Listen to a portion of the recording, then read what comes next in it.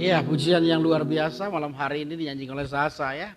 Saya salah satu orang yang bangga sekali hari ini karena nyaris hari ini sudah ada beberapa lapis kedua dari call, yaitu anak-anak kita yang sudah melayani Tuhan.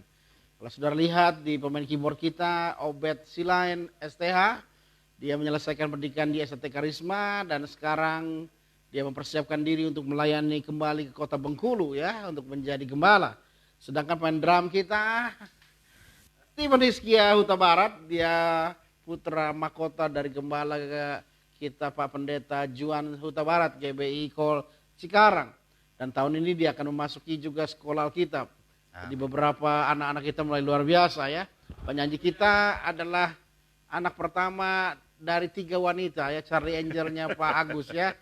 Jadi juga melayani Tuhan dan juga hari Kamis anak saya juga akan melayani Tuhan dengan pujian. Jadi saya lihat bahwa lapis kedua, generasi kedua dari Call sudah mulai bertumbuh dan kita merindukan bahwa Call akan menjangkau bangsa-bangsa. Amen. Sehingga Call berikan dampak dan luar biasa bagi gereja Tuhan di dunia ini. Nah baik, malam hari ini Pak Agus, apa yang dimaksud bahwa kita sebagai gereja Tuhan, tubuh Kristus, kita sebagai bait Allah punya konsekuensi. Salah satu konsekuensi yang tidak bisa kita nafikan adalah kita akan dimurnikan dan disucikan.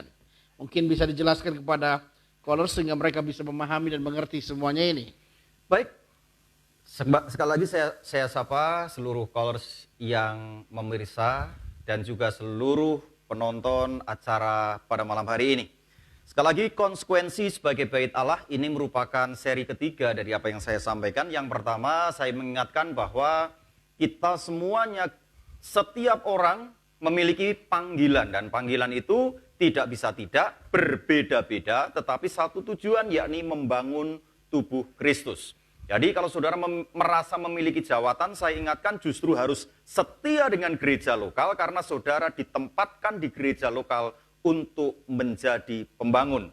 Lalu kemudian yang kedua, yang saya sampaikan bahwa konsekuensi sebagai bait Allah itu antara persembahan dan penyembahan tidak bisa dipisahkan, karena orang berpikir penyembahan lebih penting, tetapi Alkitab mencatat kata menyembah pertama kali, worship pertama kali dipakai oleh Alkitab itu ketika Abraham mempersembahkan Ishak sebagai korban, ketika dia berkata kepada para hambanya itu, kamu di sini, aku dan anak ini akan naik ke atas gunung dan kami akan sembahyang. Nah, kata itu yang dipakai.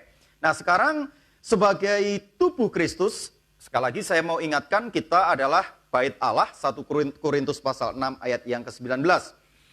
Maaf.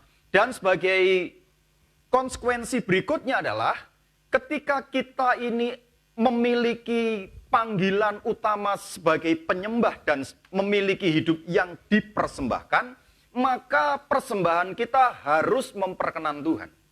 Tidak bisa tidak.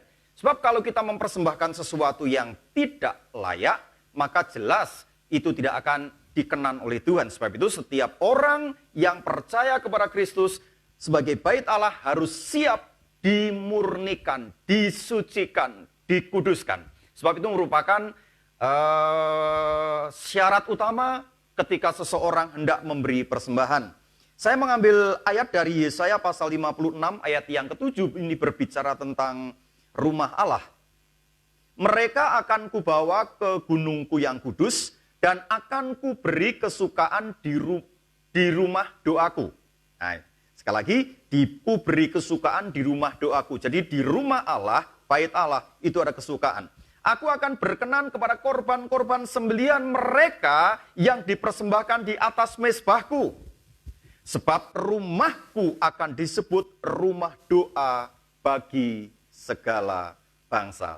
Saudara, kalau lihat kitab Yesaya ini, rumah Allah itu rumah yang sangat menyukakan. Jadi kalau rumah Allah berantakan, saya percaya menjadi tidak baik, tidak memenuhi syarat untuk memiliki apa yang Tuhan sampaikan dalam kitab Yesaya ini. Sebab itu, perlu pembenahan, perlu pemurnian. Panggilan untuk mengembalikan satu tempat jabatan atau pekerjaan pada fungsi yang sebenarnya dalam konteks kita ini adalah bait Allah, bukan saja tidak gampang, sulit, tetapi juga tidak bisa ditawar-tawar. Di satu pihak terjadinya pergeseran fungsi yang sebenarnya disebabkan adanya pemahaman yang keliru tentang keberadaan dan fungsi bait Allah. Di pihak lain, pergeseran terjadi karena disebabkan adanya kepentingan satu kelompok, perorangan yang jelas mementingkan kepentingan diri sendiri. Nah, sebab itu perlu disucikan. Nah, sebab itu pemirsa yang diberkati oleh Tuhan, tercatat dalam Matius pasal 21, Markus pasal 11, Lukas pasal 19, Yohanes pasal yang kedua. Kita ingat ketika Yesus jelang Paskah datang ke Yerusalem, masuk ke bait Allah, lalu kemudian membuat dalam tanda kutip kegaduhan di bait Allah. Masuk ke, kalau di Matius dan Markus jelas, masuk ke halaman bait Allah, lalu di situ menjungkir balikkan para penukar uang, pedagang merpati, pedagang kambing domba dan lain sebagainya yang membuat keributan. Nah, sebenarnya menjadi persoalan bagi kita, kenapa sih Yesus marah? Sekali lagi, menjadi persoalan adalah pertanyaannya kenapa Yesus marah? Toh itu, tempat itu halaman sudah dilegalkan oleh penguasa bait suci, sehingga mereka bisa berdagang. Kecuali kalau penguasa bait suci itu tidak melegalkan tempat itu bisa saja, Yesus marah-marah dan kemudian menjungkir balikkan meja pedagang itu. Tetapi persoalannya itu sudah dilegalkan, dan bukankah begini Pak Gembala? Para pedagang ini kan membantu para peziarah yang datang, dan jangan lupa itu jelang Paskah itu pasti yang pertama pengorbanan itu banyak sekali. Dan kita ingat jarak antara satu kota ke kota yang lain, secara khusus masuk ke Yerusalem itu tidak yang berdekatan mungkin bisa. Seperti kalau di Cikampek ini orang dari Kerawang mungkin masih bisa. Tapi bagaimana kalau orang itu dari Bandung, orang itu dari Jakarta, bahkan ada yang dari Surabaya? Ingat, Simon dari Kirene, itu kan orang Ethiopia itu, Libya, orang Libya itu. Bagaimana dia nuntun kambing atau nuntun domba atau nuntun sapi sampai ke bait Allah? Pedagang itu membantu loh. Karena sekali lagi mereka menyediakan yang dibutuhkan, mengingat setiap orang yang datang harus membawa, kalau orang miskin itu kalau nggak burung tekukur kan merpati. Nah, bagaimana orang dari Bandung, orang dari Jakarta, bahkan orang dari Bali, orang dari Papua bawa burung tekukur atau burung merpati datang ke Cikampek. Dan tidak boleh ada cacat. Nah, ya? itu tidak boleh ada yang cacat. Saya pikir nanti akan menjadi berantakan.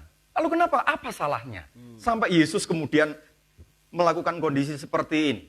Dan penukar uang itu juga Pak. Nah, itu juga. Akan membedakan uang yang berlaku dalam masyarakat dan uang berlaku dalam bait Allah. Betul. Ya, jadi saya mau ingatkan, uang pajak yang diberikan ke bait Allah itu hanya yang berlaku di bait Allah. Jadi saudara tidak akan pernah bisa membeli sesuatu di Amerika dengan uang rupiah. Maka uang rupiah saudara harus saudara tukar dengan uang dolar. Demikian juga uang yang berlaku di Israel itu kan uang Romawi. Sementara yang dibutuhkan untuk pajak itu adalah uang perak. Sikal atau sekel. Ya. Uang sekel atau sikal. Nah, sekali lagi, Alfred Edersheim, seorang peneliti perilaku budaya dan dalam bait Allah Yahudi, menunjukkan bahwa praktek itu memang sudah berjalan dan sudah terbiasa terjadi. Kira-kira begitu, Pak. Nah, sekarang kenapa Yesus kok marah? Saya memiliki dua alasan yang saya sampaikan kepada seluruh sidang jemaat hari ini. Yang pertama, Yesus masuk ke Yerusalem lalu menuju bait Allah. Lalu kemudian masuklah ke halaman bait Allah. Yang pertama, tercatat baik di seluruh kitab-kitab yang saya sebutkan tadi, 4 kitab Injil tadi, lokasinya berjualan tidak tepat. Sekali lagi, lokasi berjualan tidak tepat. Kenapa? Karena menurut peraturan agama Yahudi, pelataran atau halaman bait Allah itu adalah tempat bagi orang asing proselit yang masuk ke agama Yahudi. Itu yang pertama. Yang kedua, itu juga adalah tempat orang-orang cacat. Jadi orang-orang cacat tidak boleh masuk lebih dalam ke tempat, ke ruangan-ruangan lain. Kita ingat waktu Timotius dibawa oleh Paulus, itu sempat terjadi huru-hara. Kenapa? Karena Timotius mamanya Yahudi, tetapi papanya kan orang Yunani. Sehingga kemudian seolah-olah Paulus difitnah bahwa Timotius masuk ke dalam ruangan bait suci. Itu kan terjadi kegemparan waktu itu. Nah, sekali lagi, kenapa tempatnya tidak tepat? Yesus berkata begini, rumah ini adalah rumah Bapakku akan disebut sebagai rumah doa. Tapi yang terjadi adalah mereka menjadikannya sebagai tempat jualan. Bisa dibayangkan, halaman itu harusnya bukan seperti gereja kita hari ini, halaman bisa untuk tempat parkir motor. Tapi halaman itu harusnya sunyi, tenang, karena di situ orang asing dan orang cacat beribadah. Itu menyembah Tuhan. Itu tempat untuk beribadah. Tapi kemudian dipakai untuk berjualan. Sehingga situasinya menjadi runyam, Pak. Kebisingan ini yang membuat Yesus berkata, rumah ini rumah doa loh. Kok dijadikan tempat sebagai jualan? Jadi sekali lagi, jemaat yang diberkati oleh Tuhan, kalau kita bicara tentang jualan di gereja, apa salahnya sih? Tidak ada yang salah kok. Gereja Tuhan di tempat ini juga menyediakan tempat bagi orang untuk bisa mencari nafkah. Kalau itu untuk hal yang baik, kenapa dipersoalkan? Cuma yang jadi persoalan adalah mereka berdagang justru di tempat orang seharusnya ibadah. Sehingga menimbulkan kebisingan. Ini orang asing ini dan orang-orang cacat tidak bisa masuk ke tempat-tempat halaman-halaman lebih dalam lagi. Ya di situ mereka harus berdiri. Tidak boleh ke tempat lain. Orang cacat dan orang asing. Orang cacat dan orang asing. Yang proselit itu. Jadi memang mereka tidak boleh masuk ke ruang kudus ya. Apalagi ruang kudus, ruang halaman yang bagian yang lain kan juga nggak boleh ya. Tidak boleh, hanya Jadi, ruangan itu. Kehadiran penjual-penjual itu mengganggu mereka untuk bisa datang ke rumah Tuhan tuh. Betul. Ya?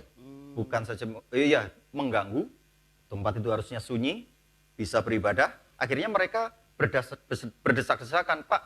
Kita beberapa kali mengadakan acara dan terpaksa karena jemaat meluber itu kan kita adakan ibadah di luar. Wah itu jemaat juga nggak bisa ibadah loh.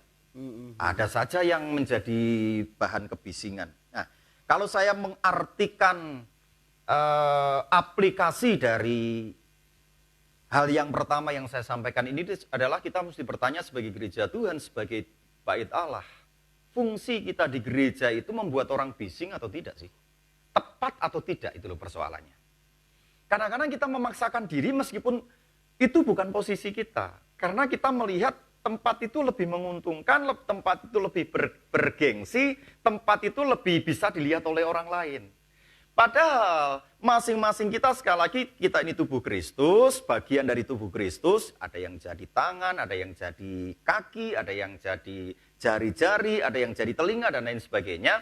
Kita seharusnya mendapatkan porsi atau menempati porsi yang tepat, sehingga tidak menimbulkan kebisingan bagi jemaat lain dan mereka tidak bisa bertumbuh. Itu bagian yang pertama, Pak.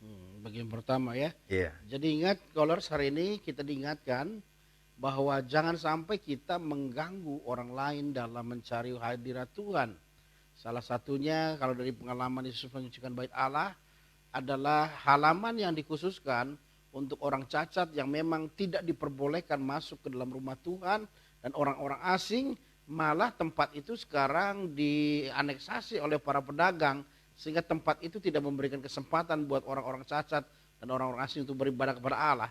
Dengan kata lain, kita hari ini gereja Tuhan harus sadar, kita harus memberi tempat buat mereka untuk mencari Tuhan, tidak mengganggu mereka dengan aktivitas-aktivitas kita yang tidak memberikan mereka kesempatan untuk beribadah ya.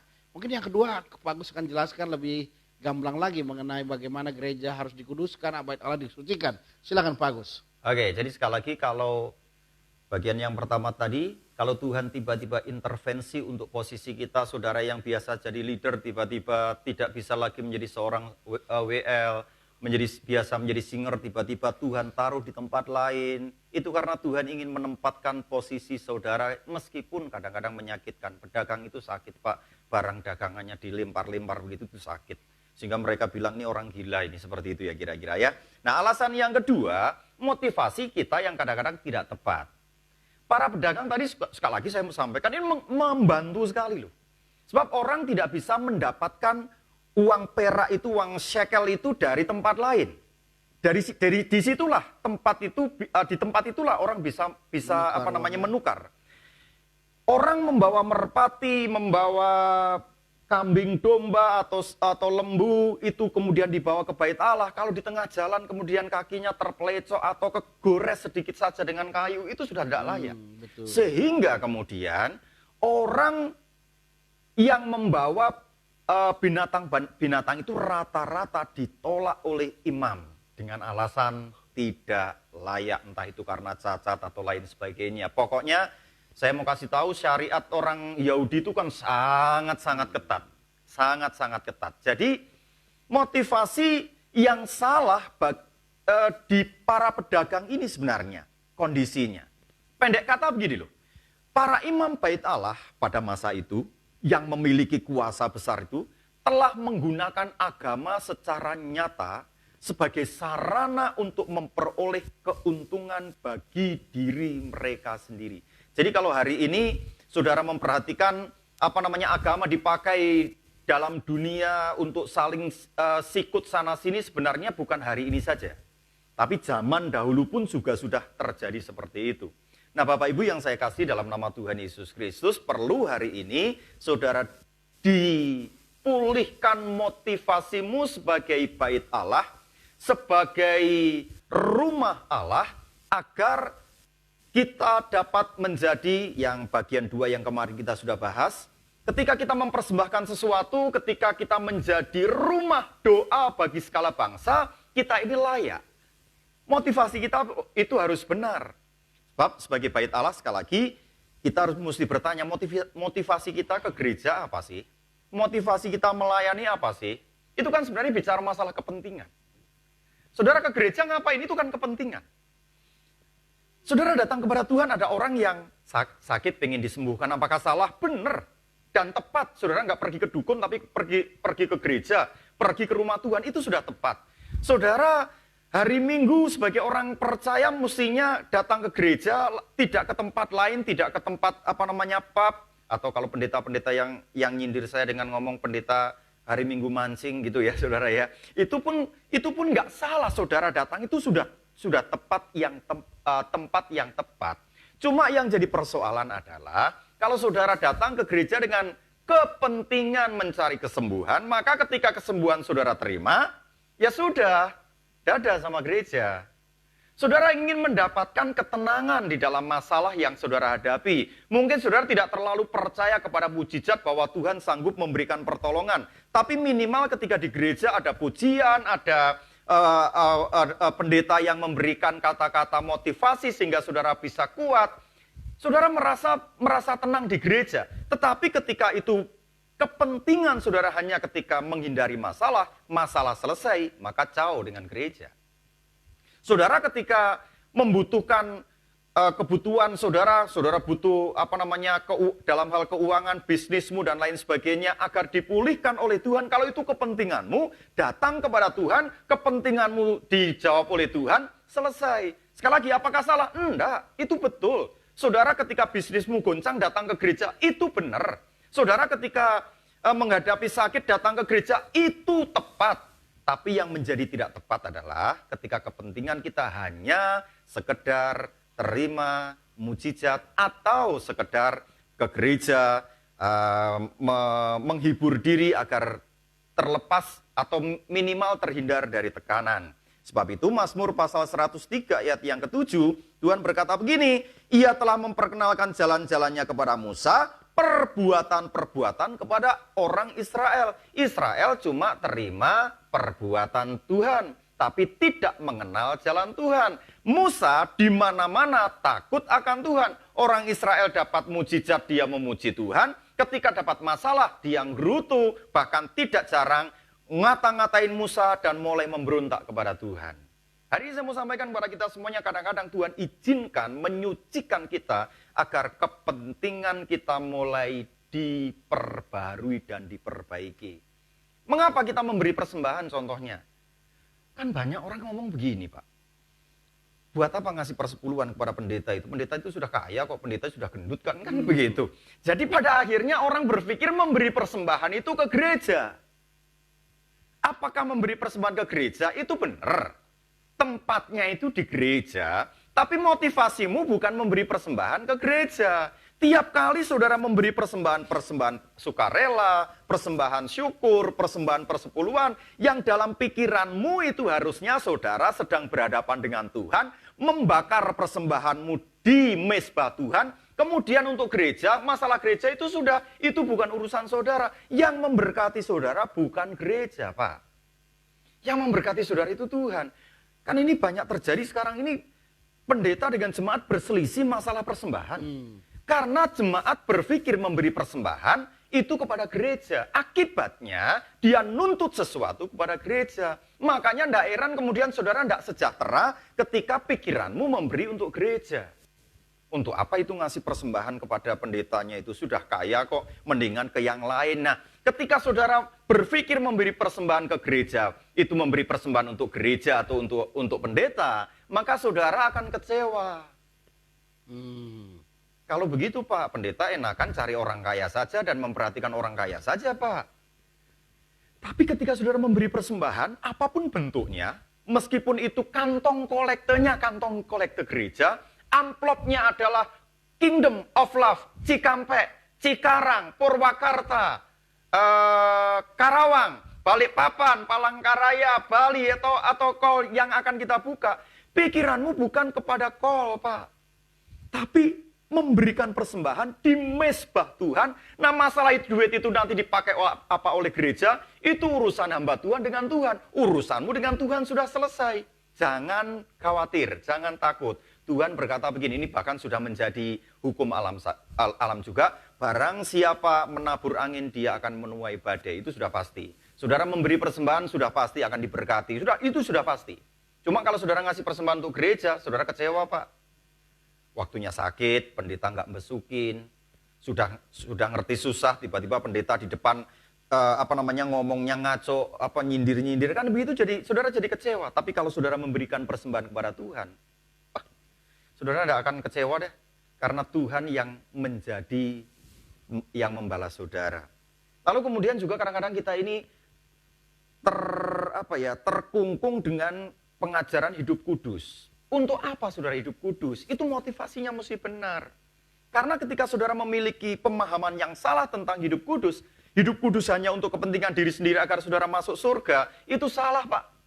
Saudara akan melihat orang-orang yang bajingan berantakan itu, saudara akan mengatakan, dia nggak layak masuk surga, aku yang layak masuk surga, karena aku hidup kudus, aku hidup suci. Akhirnya matamu bukan mata Tuhan, telingamu bukan telinga Tuhan, tapi matamu adalah mata hakim yang menghakimi orang lain.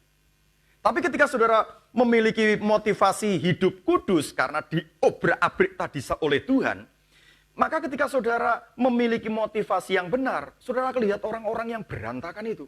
Hatimu akan seperti hati Tuhan. Pernah jemaat Tuhan di tempat ini menangis karena satu orang yang diinjili dia diminta untuk dimakamkan dengan cara agamanya yang lama. Saya bilang kepada jemaat itu, sudahlah Bu, dia sudah mati dan tugas ibu sudah selesai untuk nginjili. Tapi dia berkata apa Pak? Kasihan, dia belum terima Kristus. Artinya orang ini memiliki hati tidak hanya untuk diri sendiri, egois rohani, tetapi dia bisa melihat orang lain, sampai orang lain itu mati, dia nangis. Bukan karena kematian sahabat, tetapi kematian orang yang belum terima Kristus. Jadi yuk, yang pertama sekali lagi saya ingatkan bahwa kita harus berada dalam